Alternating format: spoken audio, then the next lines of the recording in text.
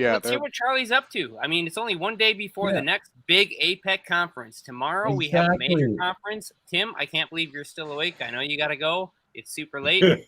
So I know Charlie's been super, super busy. He's got the gravity flyer. He's got my silly little coil here.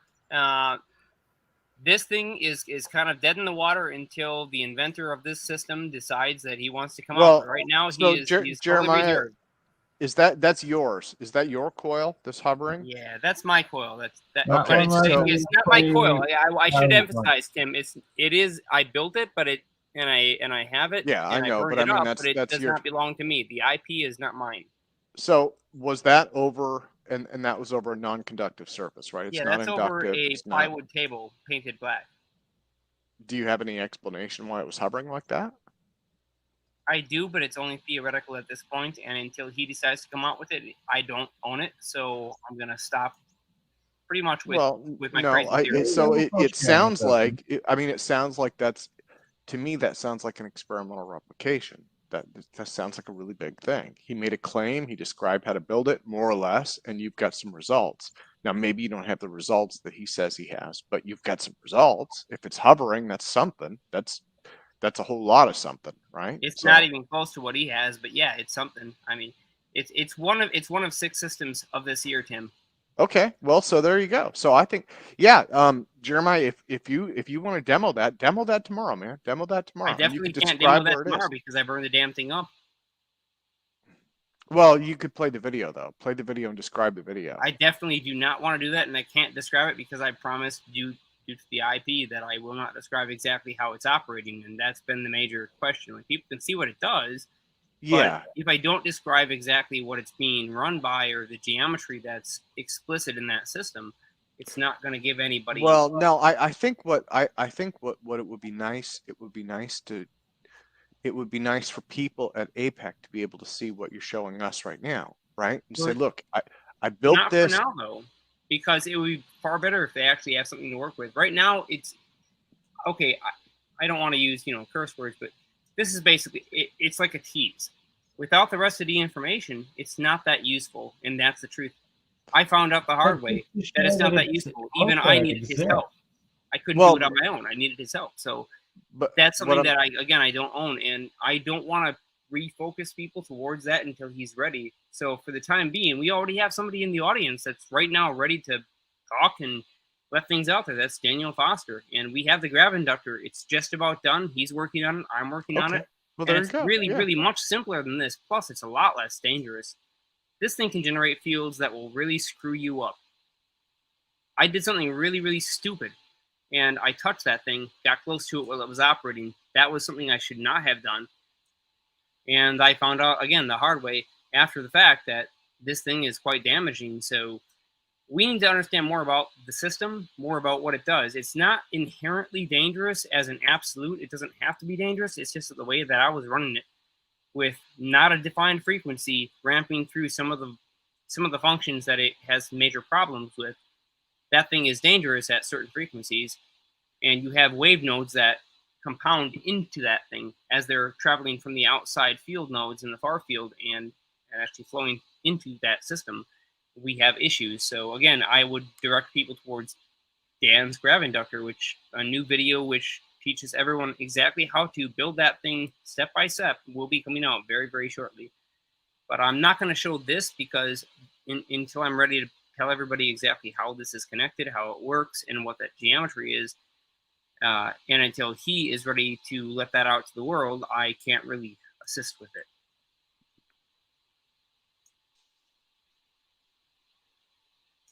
I'm sorry, but it's not mine. No, Jeremiah, I think that's fine. I think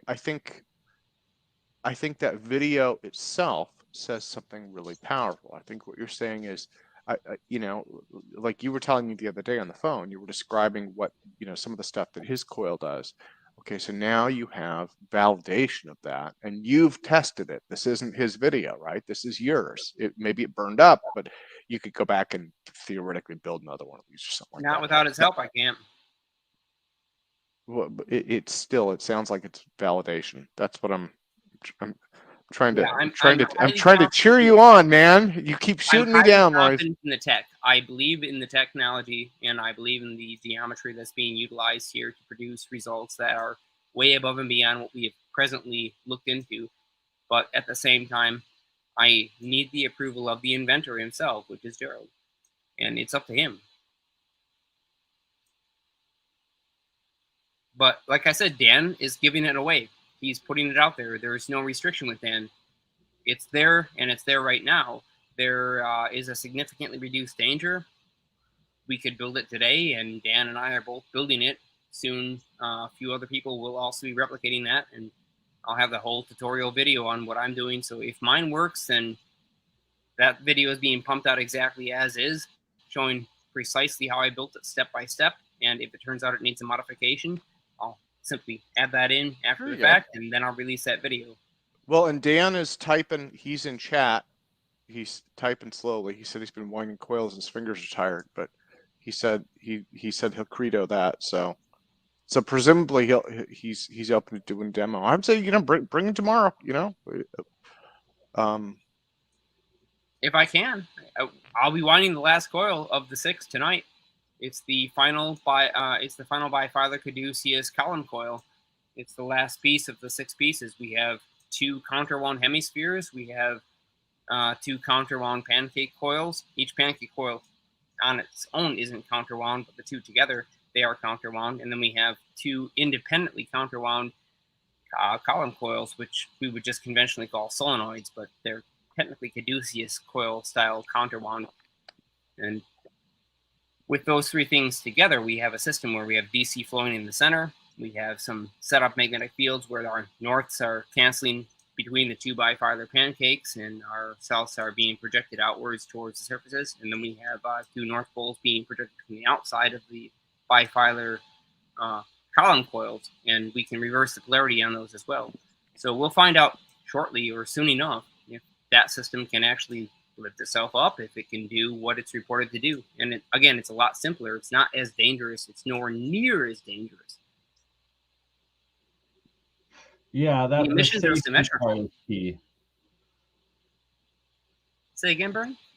The safety part is key 100%. Like the danger with those coils, like both Gerald, when he was on my show before, speaking of the harm that he experienced, Adam a couple weeks ago also saying that he was harmed and damaged by experimenting with some of the coils, the wrong frequencies, energies through it, that until we figure out what's safe to be testing with them, that we shouldn't be putting it out there for others to replicate, essentially, is what you're saying. As Adam might say in his own words, I am fairly confident that my device has screwed up the last 20 years of my life. End quote. So I don't doubt it. So you screwed it the last 20 years. So you're saying it would be a reverse time effect? Is that what you're talking about? It caused some health reciprocations that were quite detrimental to, well, his progress forward. And he's been suffering with them for the last 20 years or more. I personally have exposed myself to a few things that I was stupid and should not have done, but they were mostly recent.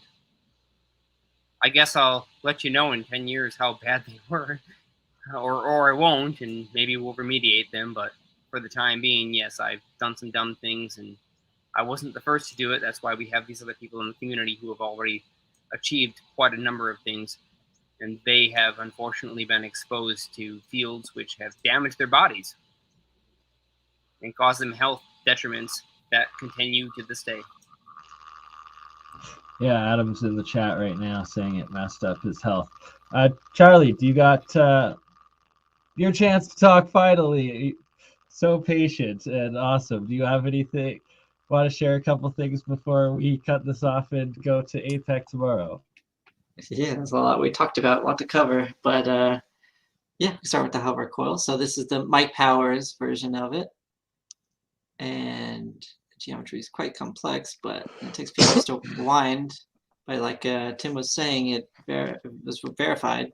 So Gerald's kind of independent from Jeremiah, and they were able to reproduce the effects. So in science, that's a big breakthrough. That's what I was trying to do with the gravel flyer, by just verify it independently. So we just need more people in the community that's maybe academic-wise. Gerald had said he's working on a kit, and hopefully could send me one to verify, and then could show in academia how it's working and get peer review of it. But for me, it's since it's already been verified, it's great. Breakthrough propulsion. Yeah, And to me, it seems like you just want to verify it as much as you can, right? So, you build one, build two, send them to a friend. I don't know. Yeah, Send them to Mark. Yeah, it's like what they mentioned with the G2 experiment. They found an observation, and they even sent the whole equipment over to another lab to try to reproduce it. Once they can do that, then it's more. Try different surfaces too. Try different surfaces, right? I mean, if nothing else, that eliminates this idea of, there's metal in the table, or there's conductive paint, or God knows what. Try it over tile, try it over cement, try it over the kitchen floor. For sure. I think it's exciting. I think it's exciting. This is, this is 100%. probably one of the first things I've seen actually do anything since the lifter days. And this is most certainly not a lifter. So right, this finally gets rid of the dispute of the ion wind from the lifter. Yeah, and way this too is heavy. Yeah, this Charlie. I mean, did you test? And have you gotten the ozone? Yeah, I smelled an ozone from it, but I haven't noticed any lift yet. You could try potting it, right? Maybe that would solve it. If you used a light potting, that might No, work. you can't. Ozone. Actually, we've been theorizing that the wires actually need to vibrate in order to operate. So we're not sure yet, but I wouldn't recommend going straight to that step, because we do believe the wires may in fact need to be exposed and vibrate in order to produce this phenomenon. Yeah, if you pass the high voltage pulse DC, that's how I got the ozone. And by passing AC through it from a variac, that's how I got the rotating magnetic fields that was proven by the spinning magnet. This is a ball magnet. And I colored half black and half white to see it was spinning. And yeah, I get a spinning magnetic field from that. So some combination of those two that gets like high voltage spinning magnetic field that creates this lift. It What do you really think comes is down to actually phase doing shift. the lift? Go ahead. Sorry, what do you think is actually producing the lift? I mean, is it something like an interaction with the aether, like the underlying substrate of the I universe? love that you said that, and because of that, I'll answer yes. It's an interaction with the aether. Well, do you think there was something called xenic surface waves? Do you think it could be a xenic surface wave? Basically, some kind of and I do know it's been a long time, but it was I've an never heard induced. that. It's like an induced wave in matter, and supposedly it's kind of. You'd have to look it up. I'll look it up. No, you can get wave functions on the surface, but consider that every single link between each straight length of wire where there's a cross point is an antenna. And that antenna has an independent resonant frequency, and you have a set of harmonics that all interfere. But you have also electric field pinch points between cross conductors where the capacitance that would normally be present symmetrically in, say, a solenoid coil is distributed throughout the system and only takes place directly between the cross points. So there you have high capacitance, and the most of it is inductance.